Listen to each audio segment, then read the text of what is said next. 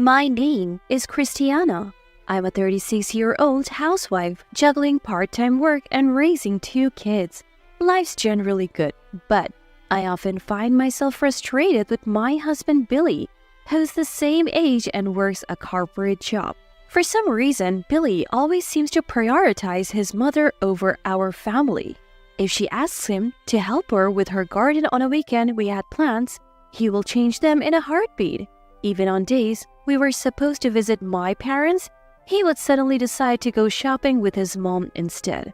For our child's birthday, he rejected the character cake our kid chose, opting for a fruit tart his mom said was delicious. She said kids need to eat lots of fruits to get their vitamins, he would argue. I would often confront him later, especially when I saw our disappointed child's face.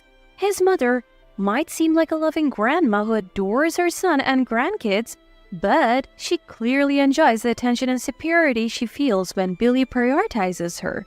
Even if it means our child gets hurt, she would just smile and say, "Sorry dear, grandma's fault."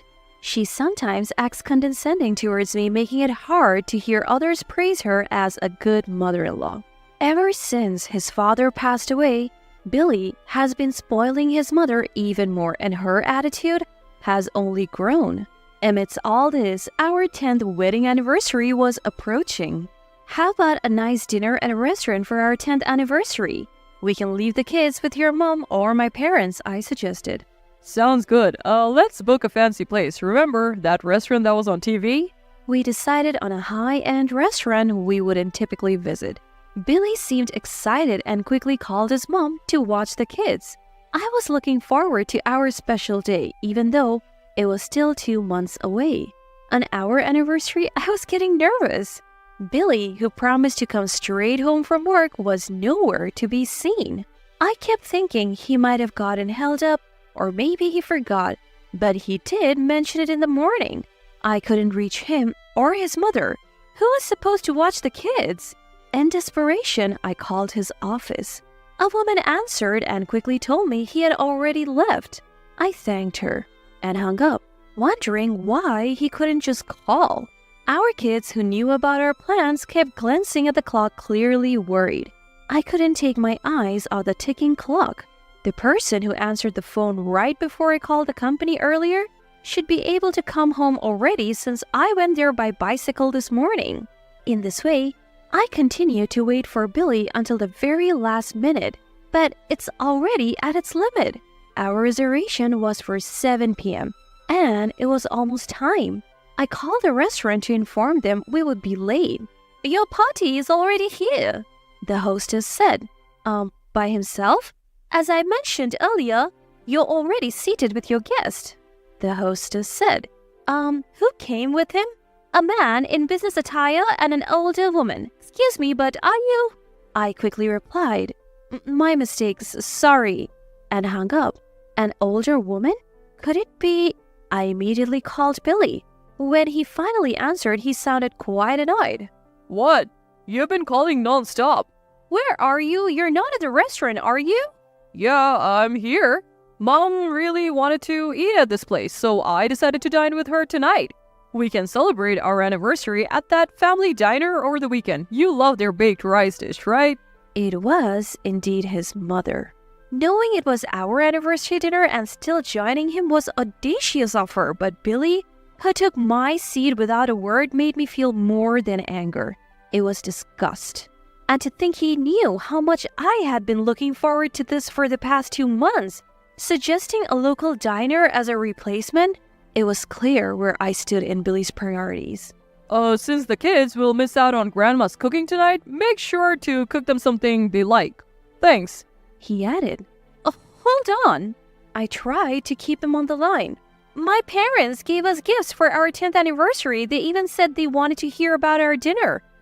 Gifts? Your parents always send stuff I don't like. Just toss anything that's not cash. Billy suggesting to throw away heartfelt gifts from our loved ones. I tried one last plea. "Are you sure about that? You might regret it." Billy sounded puzzled but didn't change his mind. Regret? Nah, just keep the cash. Oh, our food's here. Don't call again. Bye. I sighed as I hung up, noticing our kids looking worried. "Who's up for helping me make dinner?" Their enthusiastic hands shot up, lifting my spirits. After dinner, I sorted the gifts as Billy had instructed. Cash aside, everything else was to be discarded.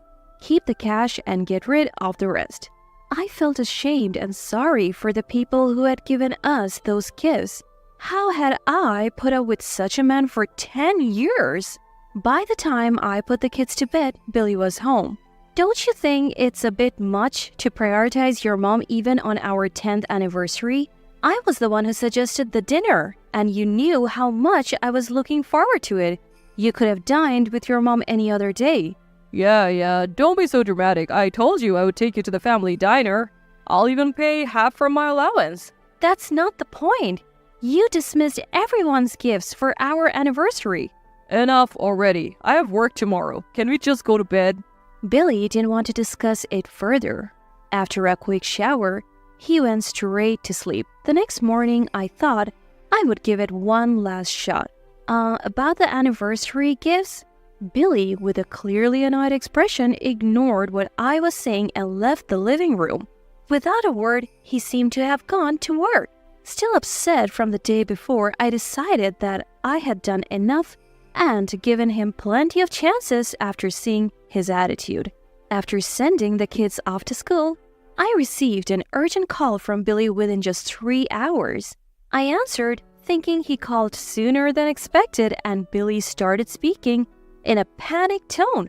Hey, who did you get that gift you mentioned yesterday from? Like I said, from my parents. We also got some from friends, your boss Cyrus, and even the president. What? You never mentioned. I did. I told you it was a gift from my parents. Parents? My father has been friends with Billy's boss and the president for years, and our family have always been close. The two of them, who have treated me like family since I was little, had come over the previous evening to give us their gifts. The watch the president chose is so fancy even I know about it, and the wine Cyrus brought looked delicious, but it doesn't matter now, right? You said to throw away anything that wasn't cash, so I did. What have you done? Do you even realize what you have done? Billy was furious, but I wondered on what grounds he was complaining. I tried to confirm with you if it was really okay, and I tried to talk to you when you came home, and again in the morning. You ignored me, Billy. Don't shift the blame. It's your fault for not listening. I hung up on him. Billy kept calling back, but I ignored all his calls. I might seem childish, but I couldn't contain my anger anymore. When Billy came home, I could hear his heavy footsteps from the entrance as he stormed into the living room. Enough is enough. Give me the gifts now.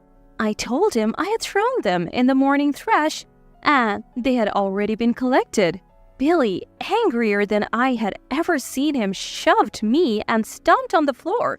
Unbelievable. Can't you tell right from wrong? You knew it was our anniversary dinner, yet you went to a restaurant with your mother? And then telling me to throw away the gifts without even looking at them? I question your sanity. I confronted the yelling Billy. Throughout our heated argument, Billy kept insisting that I was the one in the wrong. You threw them away, so you apologized to them. I've already told everyone at work, so there's nothing we can do now. My anger exploded at Billy's selfish reasoning. Oh, really? Then I would like to apologize directly. Can you ask them to come here? What are you? Billy was visibly shaken by the words not meant for him, especially when he saw the door to the adjacent room open. He grunted in surprise as he faced his boss and the president, who had emerged from the other room. The two of them, having heard Billy's side of the story, found my actions quite out of character and had called to hear my side as well. I decided to tell them everything, including the fact that I had called your office while waiting for Billy to come home. After hearing my explanation, they felt bad that their gifts had caused a misunderstanding between us. They asked to hear our story again, so I invited them over. However, seeing how agitated Billy was when he got home, I asked them to wait in the next room to let him calm down. Billy, consumed by anger, didn't seem to notice their presence. Oh, Mr. President, I'm sorry. Finally, realizing the situation, Billy turned pale, bowed deeply, and apologized to the two of them. He must have realized that he couldn't deny the story I had just shared, especially after trying to pin the blame on me. His previous anger was gone, replaced by deep remorse as he trembled. Lift your head. The president's voice was surprisingly gentle. Hope flickered in Billy's pale eyes. This is a domestic issue, unrelated to work. I won't reprimand you as the president. Yes, added his boss. It won't affect your job performance, but remember, we have been friends with Christina for a long time. We would prefer to keep our distance from you personally from now on. Billy, who had often boasted about his close relationship with them outside of work, looked devastated. How could you? And you, say something. Aren't you embarrassed to involve others in our marital spat? This isn't just a marital spat. You mishandled the gifts we received, and as a result, you lost their trust. And honestly, I don't need a husband who prioritizes his mother over his wife and family, and even tries to blame his mistakes on me. I'm filing for divorce, I declared confidently and left the house, glad that I had sent the kids to my parents' house earlier. Rumors spread at Billy's workplace about our divorce and his changed relationship with his superiors. His colleagues, whom he had once looked down upon, now mocked him for not being able to even chat with his bosses without a wife by his side. After the divorce, he saw our kids once a month while paying child support. But he kept complaining about the money and tried to guilt-trip the kids into living with him again. As they approached their teens, they started to resist seeing him. Now, respecting the kids' wishes, we have temporarily stopped their visits. When Dad cared more about Grandma than us, I realized we don't need to live with him, my daughter once told Billy. I still laugh thinking about his reaction. After declaring the divorce, I returned the gifts which I had secretly kept to the president and Cyrus, apologizing for the trouble. They accepted them, and Cyrus even jokingly gifted me my favorite wine as a divorce gift. I believe our relationship with them, including my parents, will continue. Later, after the divorce was finalized, I was invited to a home party at the president's house with my kids. There, I was offered a job at a company run by the president's brother. Ignoring all of Billy's annoying attempts at reconciliation, I now work in a supportive environment, and the three of us live happily.